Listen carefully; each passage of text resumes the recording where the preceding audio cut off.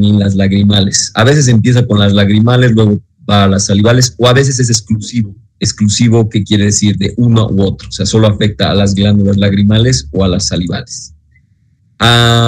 Este es un claro ejemplo de cuando vemos en la parte práctica lo necesario que es mandar la hoja de solicitud en una biopsia, porque en realidad al microscopio yo voy a ver un chingo de puntos azules que están sobre las glándulas, digamos lagrimal o salival, si me mandas una biopsia.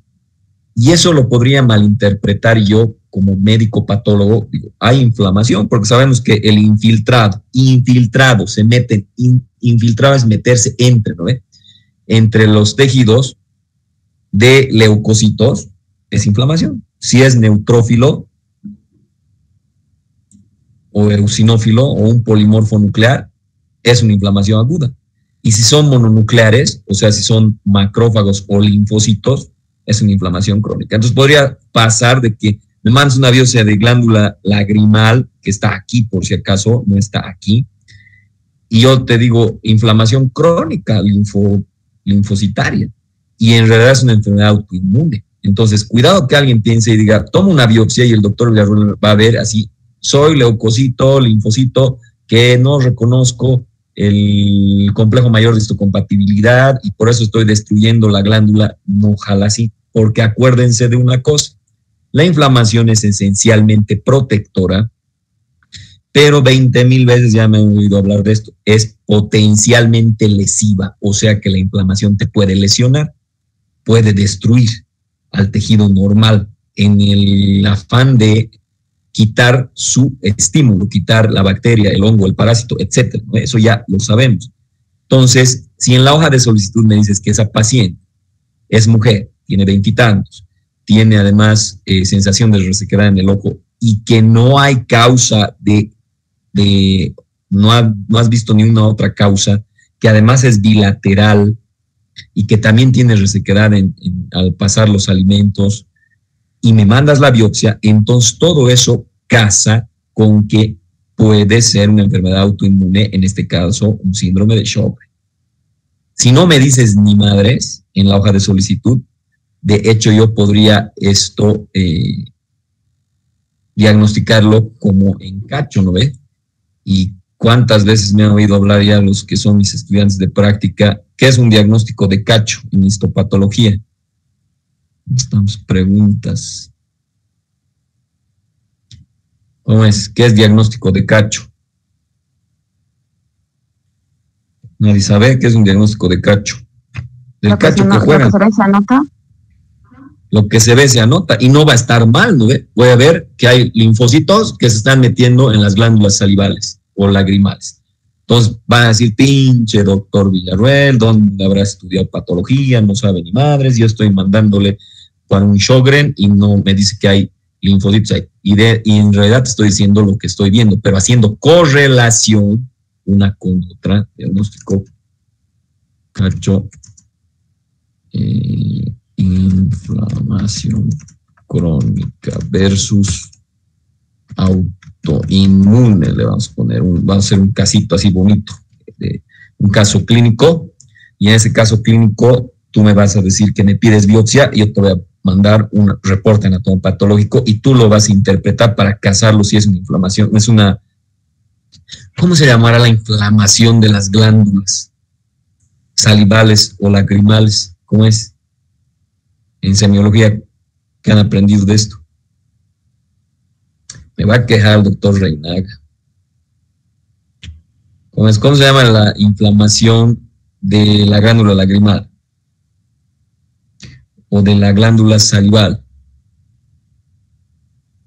Nada, ni idea. A ver, de esta les voy a dar una pista, como con S empieza. Luego viene la I. A ver, pregunta para sus docentes de semio, ¿cómo se llama la inflamación de la glándula salival y de la glándula lagrimal? Bueno, eso yo te voy a preguntar. ¿Qué interpretación le estás dando a mi reporte en una biopsia que tú has mandado con tal paciente?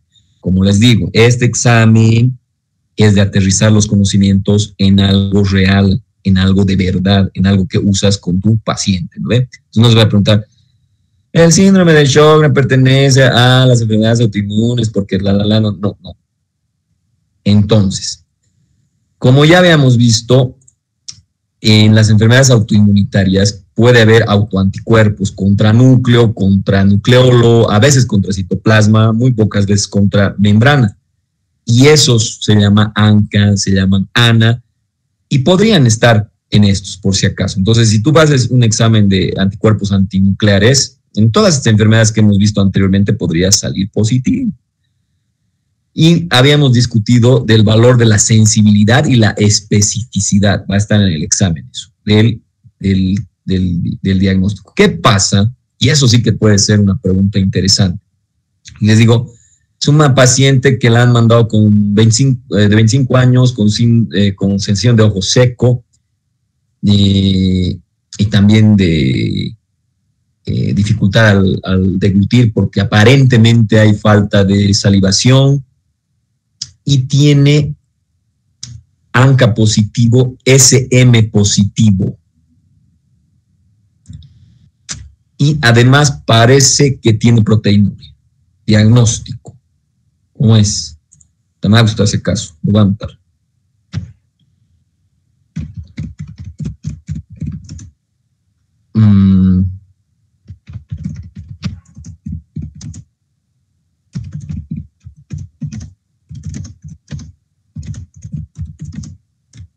¿Cómo es? ¿Cuál será el diagnóstico?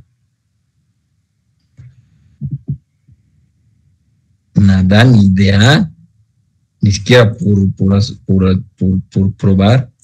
Además de que estamos hablando. ¿Cómo es?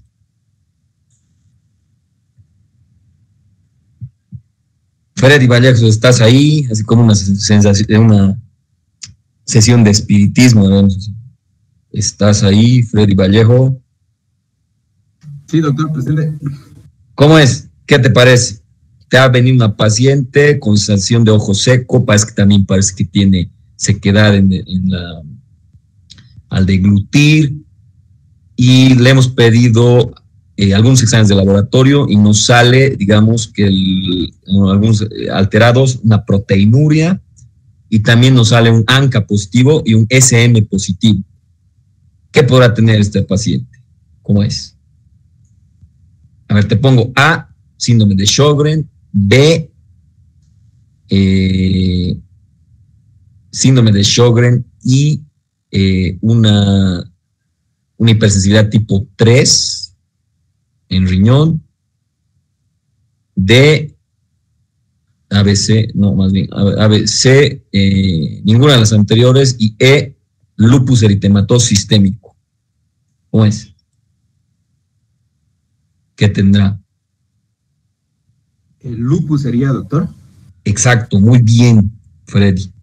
Lupus tiene. ¿Por qué? ¿Por qué has hecho esa conclusión? Porque sería un lupus eritematoso sistémico. Ya, pero todo indicaba que era un Sjögren. En un lupus puede haber afectación de la glándula salival y lagrimal.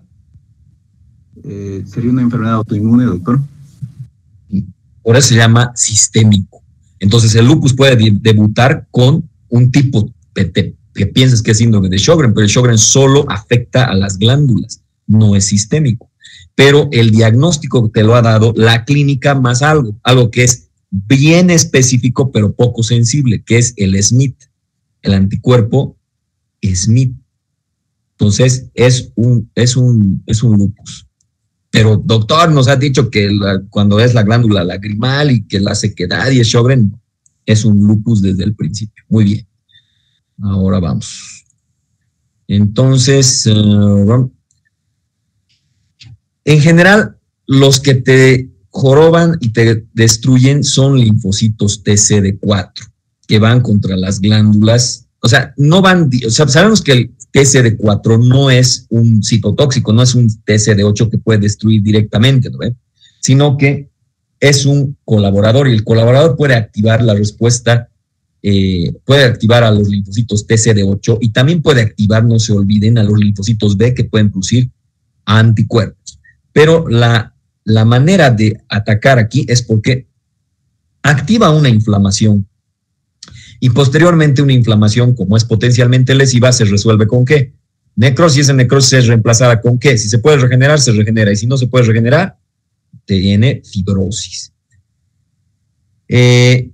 Sí se ha descrito que puede haber desencadenantes, pero no es la causa, eso que quede bien claro. O sea, no sabemos la etiología de las enfermedades autoinmunes, 20,000 veces ya he repetido eso, ¿no? Pero sí hay factores predisponentes y también factores que pueden desencadenar. Es decir, ya tenía esa enfermedad, no se manifestaba clínicamente, pero por una infección, por ejemplo, vírica, ¡pum! Después de la infección vírica, listo, ya no lagrimeas, ya no salivas, así. Puede ser primaria sin asociación con otras enfermedades autoinmunes, ¿no ve? Como cuáles, tiroiditis de Hashimoto, lupus eritematoso sistémico, una polimiositis, una esclerodermia, una vasculitis, una enfermedad del tejido conjuntivo. Puede ser primaria o puede ser secundaria, que es lo que acaba de razonar su compañero. O sea, esta alteración de la glándula en este Sjögren no es primaria, sino que ha sido después de un lupus eritematoso sistémico. Síntomas, ya hemos hablado mucho, ¿no? Sequedad ocular y oral. La oral se llama xerostomía, sequedad. No estamos hablando de inflamación. Esa pregunta queda en el aire todavía, ¿no? Para sus docentes de SEN. Se observa similar síntomas a Sjögren en algunas otras infecciones, pero no es Sjögren. O sea, quiere decir que cuando ya se controla la infección, etcétera, ya no hay eso. En el VIH, en la hepatitis C, en el virus linfoprotípico T. Este es muy poco común, ¿no? Los más comunes que conocemos es la VIH y el síndrome y la hepatitis C. A diferencia, ¿no ve? Y acuérdense que además estaba diciendo una paciente de 20 y tantos años de edad. Esa edad más es debutante de ¿cuál? De una enfermedad, de una inmunidad, de una autoinmunidad sistémica, como puede ser el lupus, ¿no ve? Y aquí más frecuentemente debuta en mujeres, obviamente, entre 50 a 60 años el Sjögren, ¿ya? Eso en general. Pero eso no quiere decir que no pueda haber una jovencita que tenga, claro que sí, ¿no?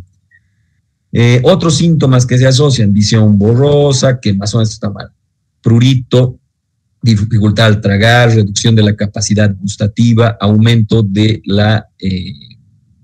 del tamaño de la glándula parótida. O sea, hay una hiperplasia compensadora, o sea, se agranda y tú dirás, pucha, pero si está más grande, es una compensación, porque como no está pudiendo, porque está destruyéndose, entonces aumenta el tamaño. Obviamente por las resequedades, me han dicho que puede haber epistaxis, puede haber bronquitis, puede haber neumonitis también. Manifestaciones extraglandulares, fibrosis pulmonar difusa y neuropatía periférica. Estas son dos cosas que son más graves ya, ¿no? Que ya se da de una manera un poco más crónica. También puede afectar el riñón. Entonces, miren aquí, se van a acordar de esta pregunta en su examen de residencia, si van a hacer para el CRM, o sea, el Revalida de Brasil, o el examen nacional de residencias médicas en México, o los STEPS en Estados Unidos. Van a ver, no sé por qué les encanta en la parte de reumato, bueno, mezclarle estas cosas. Y sí, no es que no sé por qué, sino que hay que ser razonador clínico y poder decir esto es una cosa y esto es otra. La afectación del riñón es rara, pero puede ser. Pucha, eso es una macana, ¿no? En medicina, ojalá hubieran cosas patognomónicas. No afecta al riñón, por consiguiente, la proteinuria no tendría por qué, o un aumento de la, ¿cómo se mide la función renal? Con la urea y la creatinina. Entonces, no tendrían por qué estar alteradas estas si dijéramos no afecta al riñón, ¿no? Pero aquí estamos diciendo que poco probable afecta al riñón. Entonces, por clínica, más joven, aparte está en otro lugar más riñón, podríamos pensar que es un lupus. Sin embargo, lo que nos da ya el diagnóstico claro, conciso y preciso es el SMID. Ahora, cuidado que estén pensando ilusamente, ¿no? O sea, que va a ser así tal cual la pregunta de examen, ¿no? O sea, les estoy haciendo un ejercicio mental, pero probablemente se me ocurra tal vez que puedo mezclarla con una artritis reumatoide o que sea mejor un Sjögren que te haga pensar que es un lupus, etcétera, ¿no? Y no es por ponernos a que se aplacen o que sea difícil o que quiera que sea mi materia porque se van a aplazar casi toditos en mi parcial, eso ya está dicho, de hecho ya he apostado un buen dinero.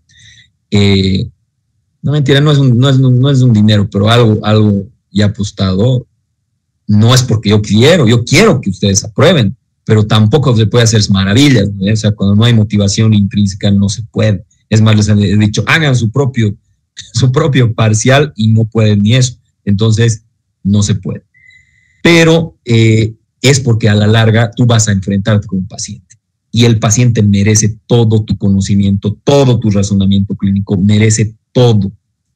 Ese paciente podría ser tu papá o podría ser tu mamá. Y no creo que quieras que llegue tu papá o tu mamá a un médico mediocre, que solo sepa, que el Smith es así elevado y el ANCA, entonces lupus no, porque ese no es lupus, es tal vez un Sjögren o es otra cosa, o ni siquiera es lupus ni Sjögren, tal vez es una inflamación crónica por una tuberculosis.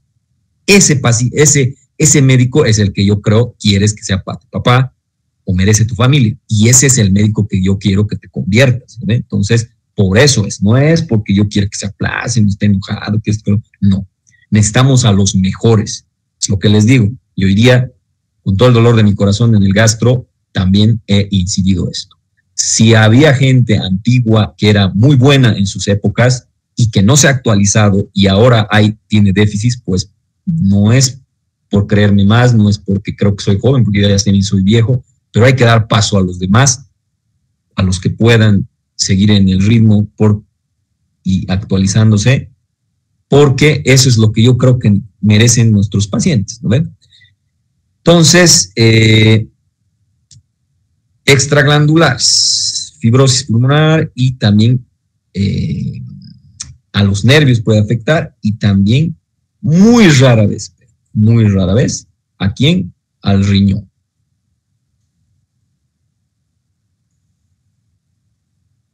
A ver, otras consideraciones que no habíamos visto porque más me había tardado por mi anécdota la anterior vez y no hemos visto mucho en la parte del Sjögren, ¿no? Hay una combinación de inflamación, es curiosa, la predominancia a la parte histopatológica es una predominio linfocítico, o sea, linfocitos, puntos azules, pero puedo yo encontrar neutrófilos, o sea, podría haber algo agudo, o sea, un patrón de inflamación agudo, sí. Cuando se combina entonces la salival y la lagrimal, y esto más lo deben saber ustedes, le pondremos enfermedad, un signo de Mikulicz, ¿no? Ahora, este síndrome se amplía cuando se amplía la afectación y hay aumento de las glándulas lacrimal o salival. Me refiero a los cambios histopatológicos de hiperplasia y demás. Se amplía a otra enfermedad que vamos a ver al final, que es que no era muy conocida, que es la IgG4, y que es una enfermedad que no conocíamos muy bien, y que esta enfermedad tampoco la conocemos actualmente, pero nos explica mucho de otras enfermedades que no sabíamos. Ahorita, no se preocupen, eso parece confuso ahorita, pero cuando veamos la IgG4, ahora, hay algo que se ha puesto de moda también entre los patólogos, de cuando no sé qué chingados tiene ese paciente, debe ser una IgG4, así, no, pues tampoco es así, o sea, a todo atribuirle la IgG4. Entonces, cualquier cosa que afecte las dos, lagrimal, salival, le puedes decir Mikulicz. Y eso también incluye otras enfermedades no inmunitarias, no autoinmunitarias. La sarcoidosis, por ejemplo, ahí sí que tendríamos un conflicto cognitivo.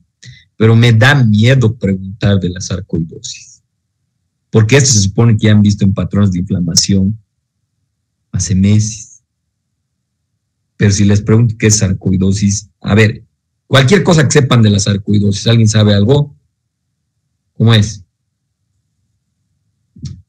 Cualquier cosa que les venga a su cabeza de sarcoidosis. Nada.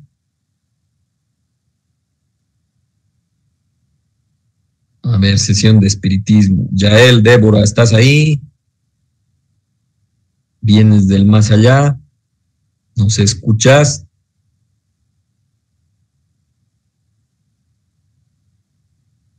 ¿No está Yael, Débora?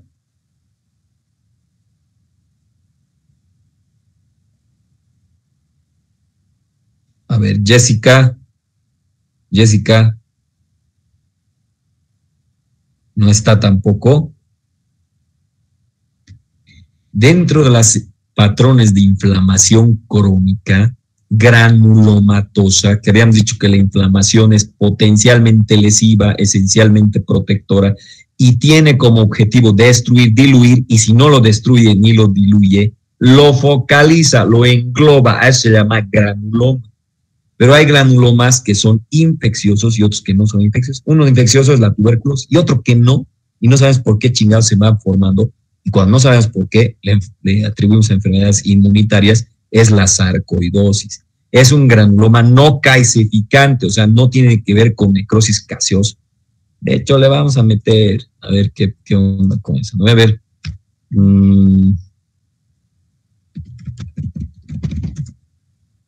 Descripción micro para autoinmune.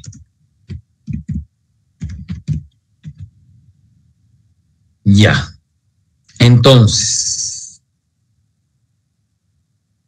cualquiera que afecte, o sea, se amplía, ¿no? Porque es solo como es un signo, digamos, ¿no? De Mikulicz. Pero si está afectado glándula lagrimal y salival.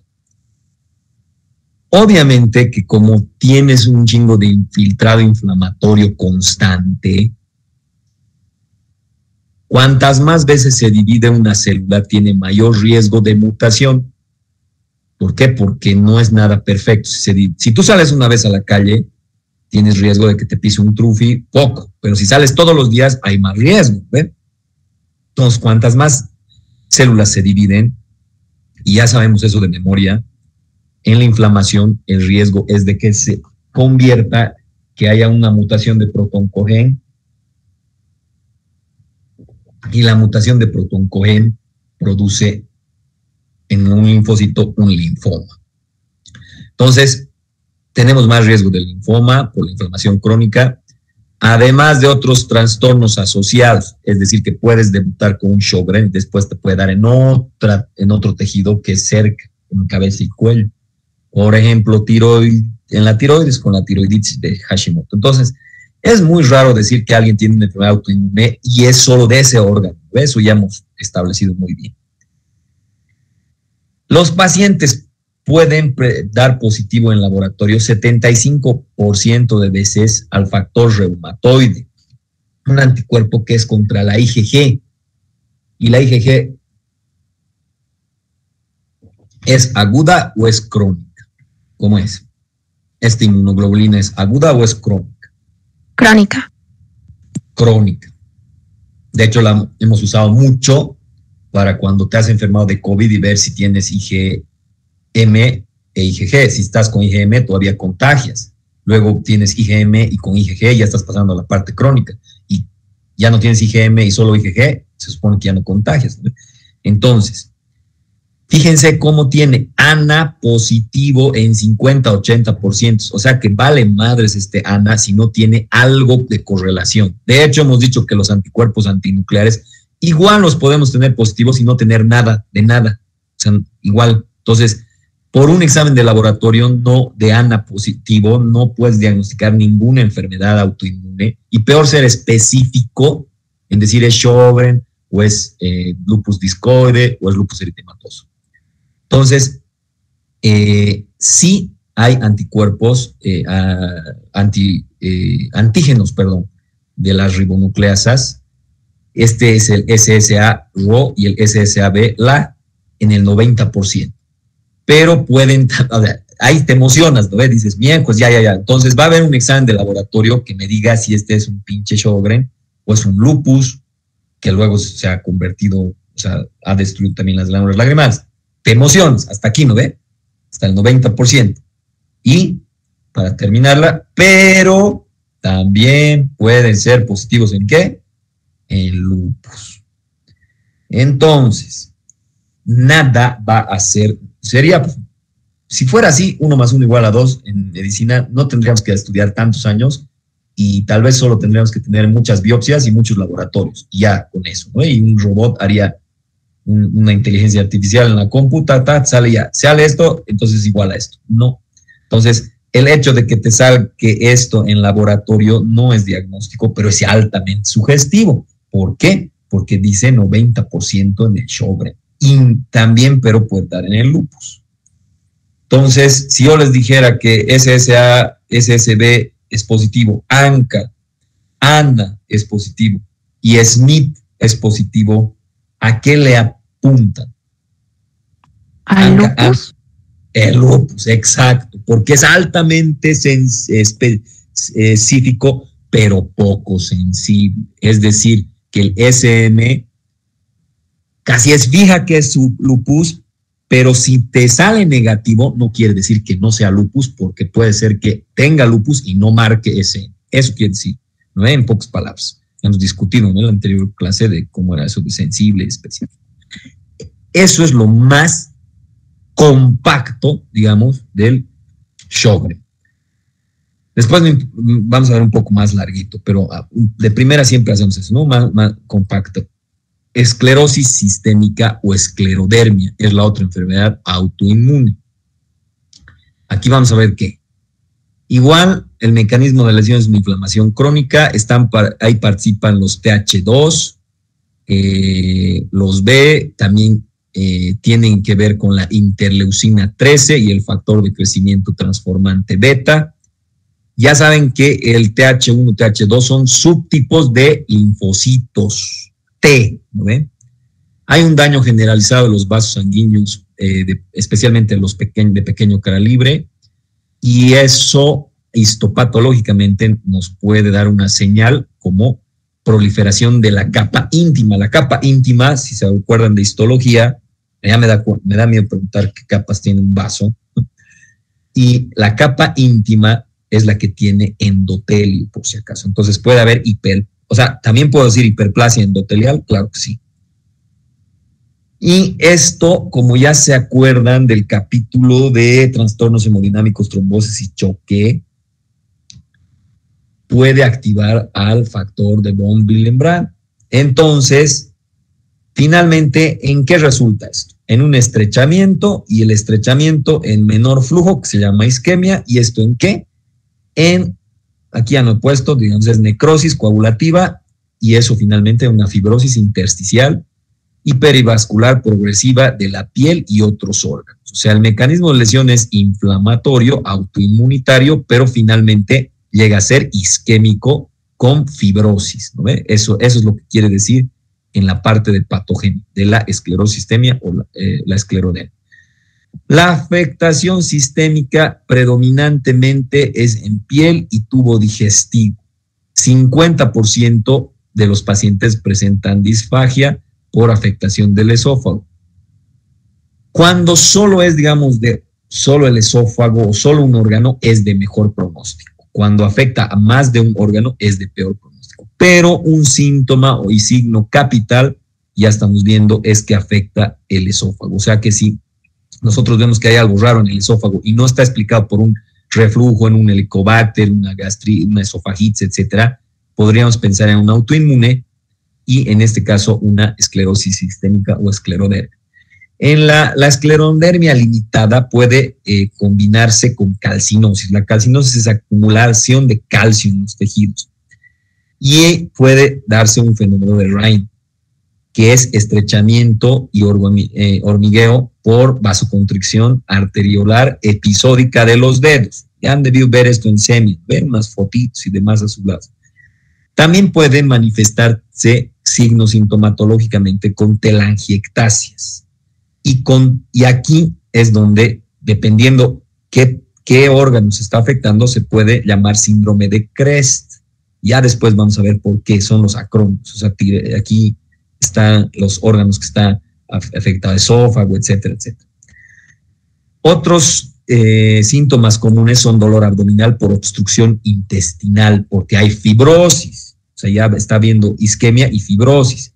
También puede haber fibrosis en las microvellosidades y eso produce no absorción, lo que produce una malnutrición y puede producir una anemia secundaria y también puede afectar directamente al hígado y tener una cirrosis biliar que no sea alcohólica, que no sea, ¿cómo se llama? Viral, ¿no? Afecta al riñón también. Hay una proteinuria en un 30% de los casos y hay una hipertensión arterial maligna por insuficiencia renal.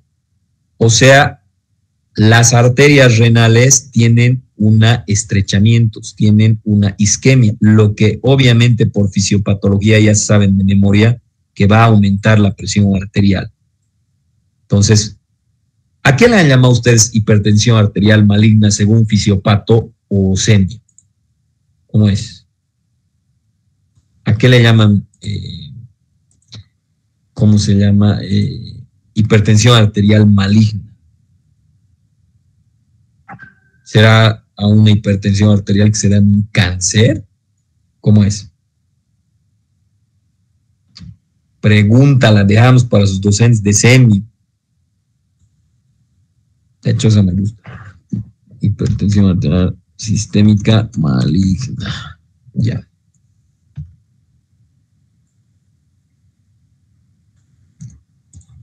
Bueno. Dificultad respiratoria, obviamente, porque puede afectar el pulmón, porque puede dar fibrosis pulmonar. También, si hay una fibrosis pulmonar por fisiopatología, puede haber una hipertensión pulmonar, ¿no ve? Y eso puede producir una disfunción cardíaca y una fibrosis miocárdica. O sea, esto puede ser a consecuencia primero de lesión del pulmón y luego se lesiona el corazón, o directamente también puede haber fibrosis cardíaca directa, ¿no? O sea, eso también. Si hay fibrosis cardíacas, o sea, si hay lugares donde se ha muerto ese tejido y no se ha podido regenerar, pues obviamente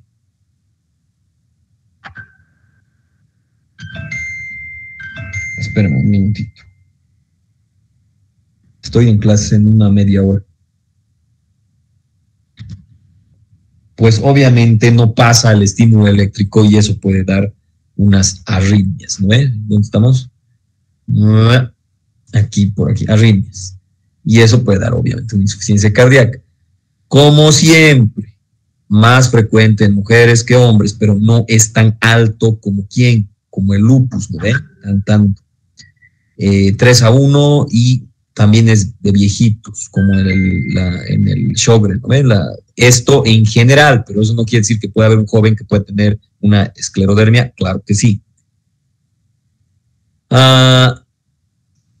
Exámenes de laboratorio, ADN topoisomerasa 1, ¿no? El que se llama anti-SL70, es muy sensible, pero no es tan específica. Y ustedes ya entienden qué significa eso, ¿no ven? A ver, otra enfermedad dentro de las autoinmunitarias, enfermedad mixta del tejido conjuntivo. Aquí le metemos todo lo que no hemos podido encajar en las otras enfermedades, ¿no? Se llama enfermedad mixta del tejido conjuntivo. Incluso hay autores y libros y artículos que cuestionan, ¿será que realmente es autoinmune la enfermedad mixta del tejido conjuntivo? Porque a veces no encontramos el halo, a veces no encontramos el blanco molecular autoinmune, o sea, no encontramos los autoanticuerpos. ¿Contra qué? Entonces, por eso es que varios dicen, pucha, no es una enfermedad autoinmune. No sabemos qué es, pero como casi siempre cuando no sabemos qué es, le ponemos que es una enfermedad autoinmune, la estamos poniendo ahí. Entonces, el término es empleado para describir varias enfermedades que se superponen con el lupus eritematoso sistémico, la esclerosis sistémica, la polimiositis ossificante. Esta enfermedad puede progresar a lupus eritematoso o esclerosis sistémica. Entonces, muchos dicen, no, es el comienzo de un lupus. o es el comienzo de esta otra enfermedad. Lo que sí es que yo pensé que después de 12 años de haber salido de mi especialidad hubiéramos sabido algo más, y la verdad es que estas enfermedades no ha habido mucho progreso, no sabemos mucho de esto, ¿no? Por medicina basada en enfermedades, evidencia, perdón. Enfermedad debuta con sinovitis de los dedos, de las manos, o sea, fenómeno de Raynaud. También puede haber miositis y puede haber afectación renal. Si se fijan, es una chinga, porque igual en el otro te he dicho, puede haber miositis, puede haber afectación renal. Esto, en los exámenes de residencia, tienes que tenerlo bien claro. Y aunque no lo crean, estito que les estoy dando de cuadradito así, tal vez hasta para este examen no lo vas a querer ni ver. Tal vez no sé, pero cuando vayas a tu examen de residencia o cuando trates a un paciente o quieras saber qué tiene, esto es lo más sintético, lo más útil, vamos a decir, ¿no? Entonces, títulos altos, me refiero al laboratorio, antirribonucleasa, que es la U1, ¿no? Entonces, bueno, lamentablemente, pero aunque mencionamos estos laboratorios, nuestro medio no son muy accesibles, por si acaso. O sea, esto no tengo el gastro, por ejemplo, no hay esto. No estoy muy seguro si en un laboratorio como el Universo privado tengan, pero no sé, no creo que lo tengan. Obviamente, como cualquier enfermedad autoinmune, ya hemos visto, puedes hacer un test, ¿no ven? Para ver un test de tratamiento y si te va bien con ese tratamiento, le diste al diagnóstico, ¿no? Ya hemos visto cómo se llama eso, ¿no? Prueba diagnóstica terapéutica. Este es uno de los casos de las enfermedades que no responde, o sea, responde bien a los corticoides, pero no todos los casos. O sea, que le pones corticoides y ahí fallarían, ¿no? Fallaría tu prueba diagnóstica terapéutica. No, pues ya le das hasta corticoides y no se curan, no debe ser eso tampoco, ¿no? Entonces, eso es una de las cosas que postulan muchos autores para decir, no es una enfermedad autoinmune. No sabemos qué chingados es, o sea, el mecanismo de lesión de la enfermedad, pero no es una enfermedad autoinmune. Panarteritis nodosa y otras vasculitis. Pan en los prefijos de la terminología médica significa todo, pan. Entonces, quiere decir inflamación en todas los vasos arteriolares, ¿no?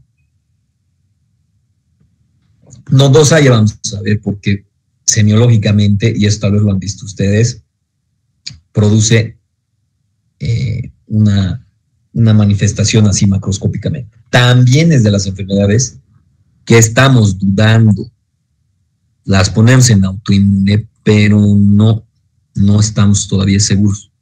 Obviamente que no puede ser, es una arteritis, o sea, una inflamación de las arterias, y habíamos dicho que habían condiciones, ¿no? Para decir si es una enfermedad autoinmune, que no se sabe, no hay una etiología aparente, es una de las cosas bien importantes, y que debe de haber algún autoanticuerpo, que en este caso sí hay, pero no es específico, ¿no? Entonces, es muy similar, o sea, puedes tener arteritis de otras índoles, o sea, infecciosas, y también van a ser necrotizantes.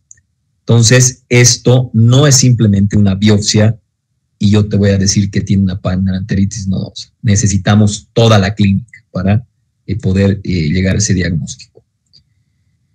Enfermedades, las que les decía, de la IgG4, que se ha puesto de moda, que cuando no sabes ni qué chingados tiene, ni funciona cortico, ni nada. Es una IgG4 de ser. No, hay un grupo de enfermedades que sí están en este grupo. No sabemos muy bien el mecanismo de lesión ni siquiera, porque les había dicho que por lo menos la fisiopatología sabemos de las enfermedades autoinmunes, pero en muchos casos ni eso llegamos. Entonces, también existe el abuso, ¿no ve? De que, no sé qué es, pues debe ser una IgG4. Y no se trata de hacer eso. Entonces, es una constelación de trastornos caracterizados por infiltrado plasmocitoide productor de IgG4 y de linfocitos T. No se olviden que para que haya una producción de inmunoglobulina necesita haber una célula plasmática que ha venido de un linfocito B, que a su vez ha venido de una estimulación del linfocito TCD4. Entonces, un colaborador lo transforma un linfocito B en una célula plasmática y la célula plasmática produce inmunoglobulinas anticuerpos. En este caso, se caracteriza una de estas enfermedades a nivel laboratorial e histopatológico por tener abundancia de infiltrado plasmocitoide, de células plasmocíticas, de plasmocitos que vienen de linfocitos B y también de infiltrado linfocito T porque alguien nos tiene que hacer. Y obviamente si usamos laboratorialmente, pues está elevadísimo la IgG4, ¿no? Como ya hemos visto en algunos casos y hemos dado ejemplos, el rituximab da una mejoría. ¿Qué habíamos dicho? Que cuando termina en MAB, ¿qué decimos? MAB, que automáticamente, ¿qué pensamos? ¿Cómo es? Los medicamentos que terminan en MAB, ¿qué son? Monoantibodies, son anticuerpos monoclonales quiméricos. Ya hemos hablado por qué es quimérico. Creo que con ustedes no.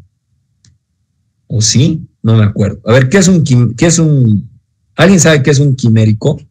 Es un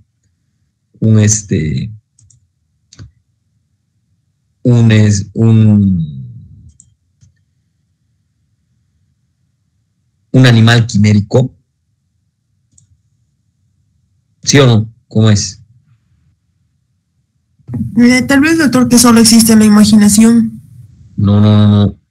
Existe en la realidad.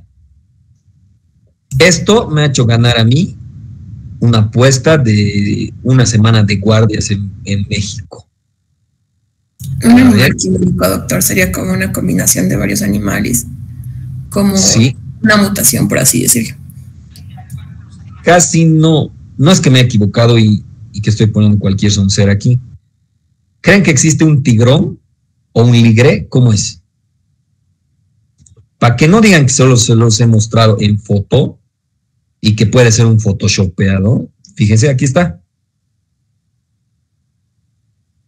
¿Qué les parece esto? ¿Un león o un tigre o las dos cosas juntas? ¿Cómo es?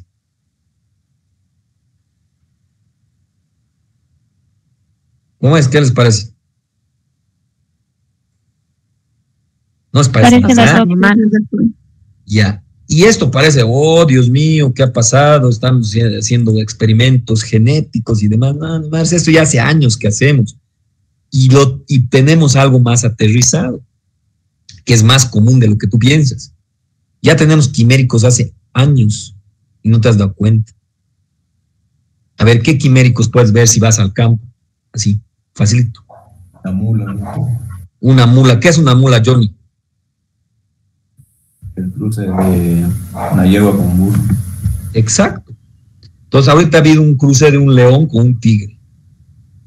Ni siquiera hemos agarrado en laboratorio y hemos implantado un embrión, ni madres. Así. Solo se ha dado. En cautiverio se da esto. Entonces, león, tigre, león, ligre y tigrón, ¿no? El tigrón es el que tiene alteraciones genéticas y su glándula pituitaria, o sea, tiene gigantismo, por eso se ve un animalote. Y el tigre, el ligre es más parecido al tigre y es más chiquitito, etc. Entonces, esa quimerización es lo que nosotros usamos en los MAB, los anticuerpos monoantibody.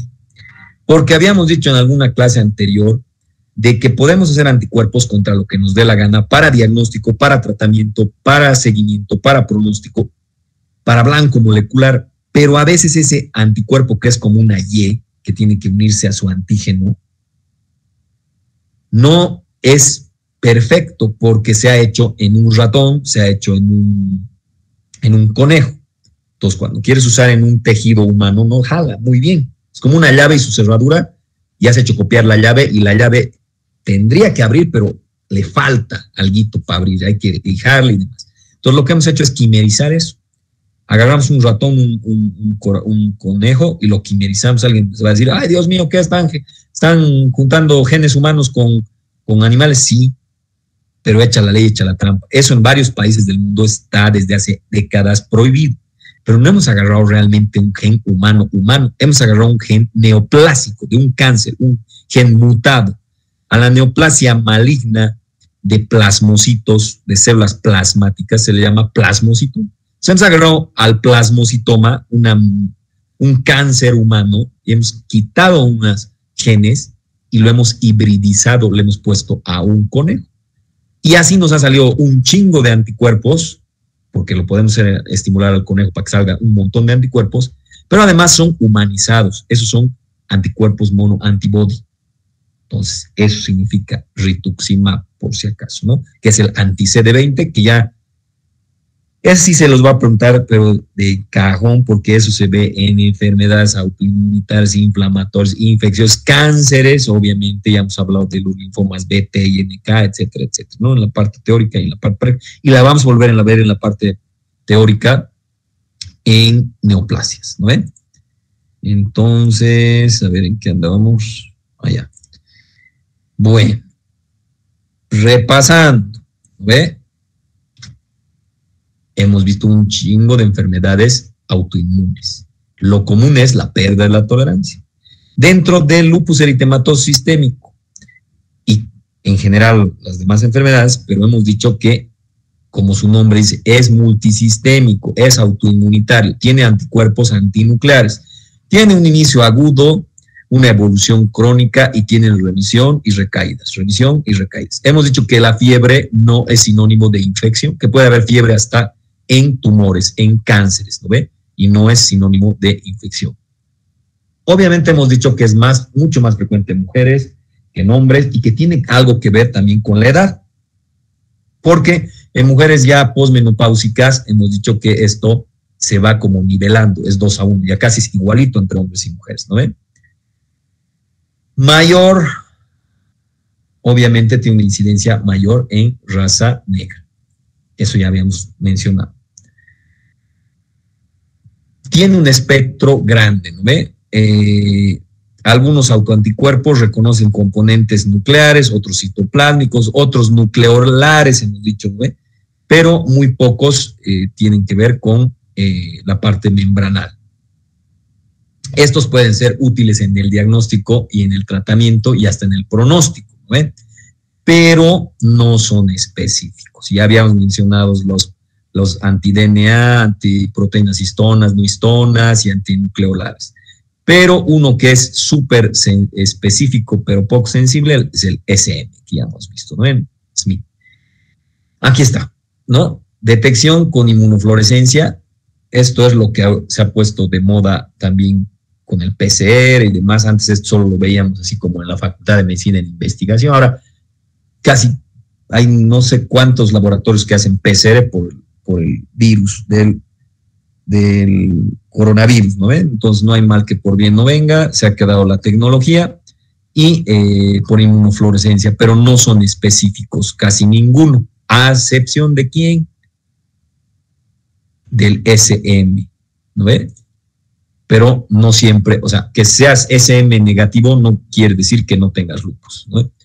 Además del ANA hay otros contra el antígeno como células sanguíneas, otros reaccionan contra proteínas que forman complejos con fosfolípidos, ¿no ve?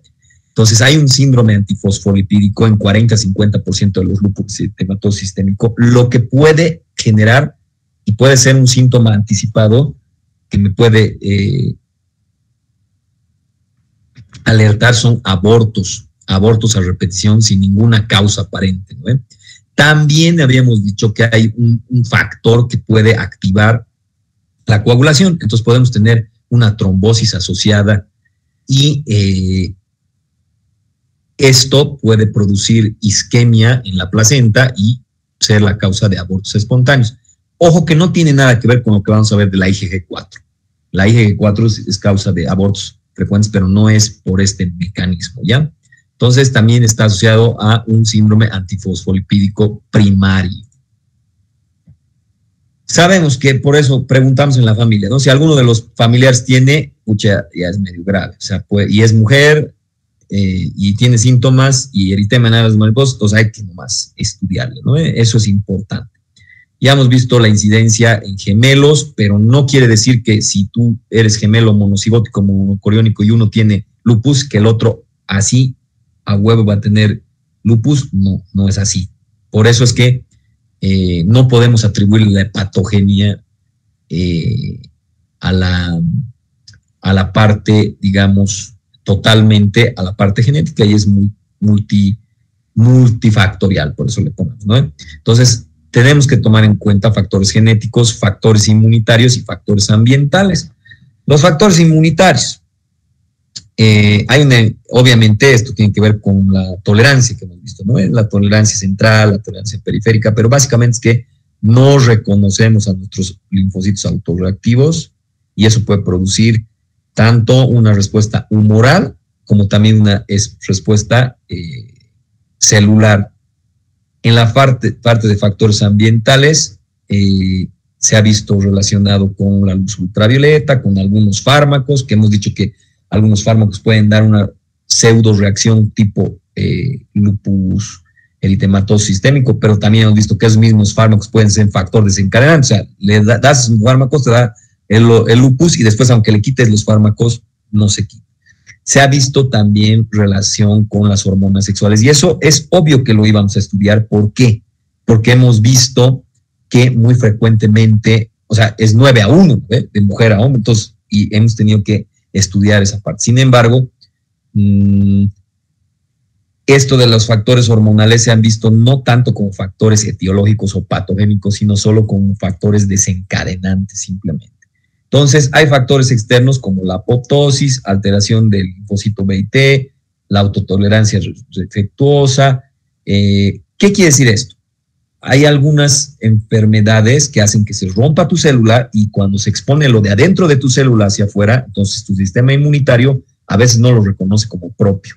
Esa es una teoría y puede ser un factor, pero eso si fuera la causa de las enfermedades autoinmunitarias, todos tendríamos enfermedades autoinmunitarias porque en una inflamación o en algún tipo de lesión se rompe la célula y ya, pues, ya tendríamos autoanticuerpos y una enfermedad autoinmune. Es por eso que los autoanticuerpos no son diagnósticos, porque sí los vas a ver en enfermedades autoinmunitarias, pero también en personas normales. ¿Y cómo se explica estos autoanticuerpos? Por ruptura de las células. Entonces, estos autoanticuerpos son mediadores y se van a unir, obviamente, a un anticuerpo, a un antígeno, y eso se llama inmunocomplejo, y eso es lo que podría, como cuando hemos dicho, llueve sobre mojado, ¿no? Le das 2 veces, lo arruinas el riñón, una por lesión directa del riñón, por los autoanticuerpos, y otra porque se generan inmunocomplejos, y estamos viendo 2 mecanismos de enfermedad que están lesionando al riñón. Me refiero a la hipersensibilidad de tipo 3, que ya hemos hablado harto de esto. ANA no pueden penetrar en células intactas, o sea, en los anticuerpos antinúcleo, ¿no ven? En células intactas. Pero se explica que tengamos estos autoanticuerpos porque en algún momento de nuestra vida, por alguna lesión, ya hemos dicho, se abre la célula y se expone en esto. En tejidos, en núcleos de células lesionadas, ahí está, esa es la explicación, ¿no? Entonces, ¿por qué podemos tener anticuerpos antinucleares normalmente? Porque ha habido lesión de otro tipo y eso no quiere decir que haya enfermedad autoinmune. Estos inmunocomplejos, que son la unión del antígeno y el anticuerpo, obviamente son moléculas pesadas que precipitan en los vasos y eso puede producir isquemia, y eso puede, o sea, obstrucción, isquemia y necrosis, ¿no? Entonces, actualmente esta es una foto de una microscopía electrónica, pero ya no usamos esto. O sea, un microscopio electrónico de transmisión vale entre $1 millón, $1,5 millones y es para investigación, y en realidad podemos usar más que un microscopio electrónico para detectar estas cosas, inmunofluorescencia, ¿no? Lo que habían visto en colorcito verde el anterior, y ahorita ya es muy común porque en las pruebas de PCR, etcétera, etcétera, ya tenemos para el coronavirus. Podemos tener varios tipos de lesión en riñón. Esto lo van a ver con más detalle en patología especial el siguiente año. O sea, podemos tener una glomerulonitis mesangial mínima, una proliferativa focal, una proliferativa difusa, una membranosa. No tiene mucha relevancia ahorita porque no están en patología especial, pero sí entendemos que uno de los órganos que más se lo chinga el lupus es el riñón, ¿ven? Entonces, en piel puede haber un enrojecimiento facial, puede haber prurito, puede haber ampollas, puede haber lesiones maculopapulares. Estas se pueden ulcerar también.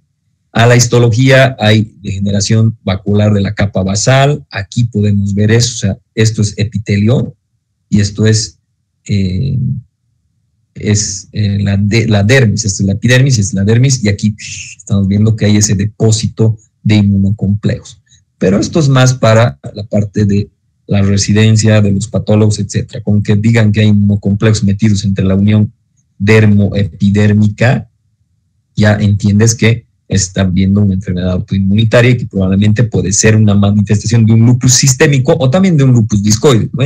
Porque el discoide sabemos que afecta muy frecuentemente a la piel. Como es sistémico, puede lesionar articulaciones, sistema nervioso central, puede afectar al vaso, puede afectar los pulmones y otros, ¿no ven? Y por eso no es raro que el paciente podría presentarse con algún síndrome, algún signo, síntoma neurológico y nosotros pasarlo directamente al psiquiátrico, en vez de pasarlo al reumatólogo o ponerle un corticoide para que se vuelva a la normalidad. Entonces, y el pobre paciente va a estar en el psiquiátrico por el resto de su vida pensando que está loco, sin embargo tiene un lupus, ¿no ven? Puede afectar al corazón, obviamente, ¿no? Entonces, o a las cavidades serosas, puede tener inflamaciones agudas, subagudas o crónicas. Dependiendo del órgano que va a afectar, va a tener la signosintomatología, pero esencialmente en un lupus chequear ¿qué? Chequear riñón, piel y articulaciones. Obviamente que después tienes que chequear corazón, sistema nervioso central, o sea, sí le va a estar afectando, pero difícilmente un lupus difícilmente estoy hablando, no estoy hablando general, ¿no? Que va a venir con una miocardiopatía, ¿no? Una miocarditis o una arteriopatía coronaria por aterosclerosis, o sea, no debuta así el lupus, ¿no? Es más secundario que nosotros ya vemos estas lesiones por las razones que ya hemos expuesto. Generalmente es multisistémica, mujer joven, puede tener un exantema malar, puede presentarse con dolor torácico, fotosensible. Ana está en el 100% de los casos, por eso podemos decir que es muy sensible, pero casi nada específica, porque el ANA también puede estar en una persona normal, o sea, una persona que no tiene nada. Puede tener también asociación a trastornos hematológicos, inmunitarios, neurológicos, renales, y la evolución es variable. La evolución de un lupus tiene mucho que ver con qué, aunque sea discoide o sistémico, con el tratamiento. Si lo diagnosticamos a tiempo y lo tratamos, es por eso que ahora vemos mucha gente que tiene muchos años con enfermedades autoinmunitarias, porque tenemos a los corticoides primero, ¿no ve? Y actualmente tenemos a los MAP, que son más específicos. Entonces eso le da una sobrevida y una calidad de vida mucho más larga. Hay la que hemos visto, ¿no? Los que están asociados a medicamentos y los que te dan una pseudo reacción de lupus con medicamentos y le quitas el medicamento y se quita el lupus, ¿no? Algo que no hemos visto en las anteriores, que es la artritis reumatoide. Cuando nosotros hablamos de artritis, si solo hablamos de artritis, ¿qué estamos diciendo? O sea, si yo digo, tiene artritis el paciente. Inflamación de las articulaciones. Punto, nada más. Y las etiologías de una artritis son varias. A ver, ¿quién me puede dar etiologías de artritis? ¿Cómo es? Causas de artritis. Autoinmunitaria. Bueno, ya, una autoinmunitaria que es la que llamamos reumatoide. ¿Qué otra más? ¿Qué otra causa de artritis puede haber? Infeccioso. infecciosa. Puede infectarse una articulación, te da artritis y séptica incluso. Otra causa, hiperuricemia, química, por hiperuricemia, en una gota. ¿Qué más?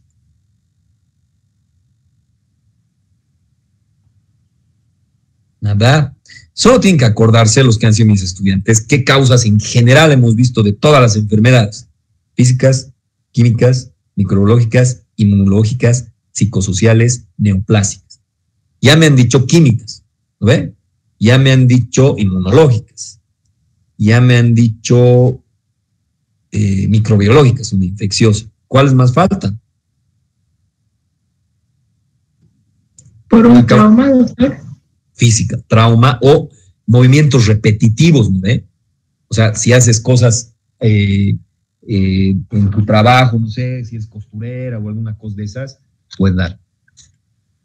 ¿Puede haber una artritis neoplásica? Sí, también.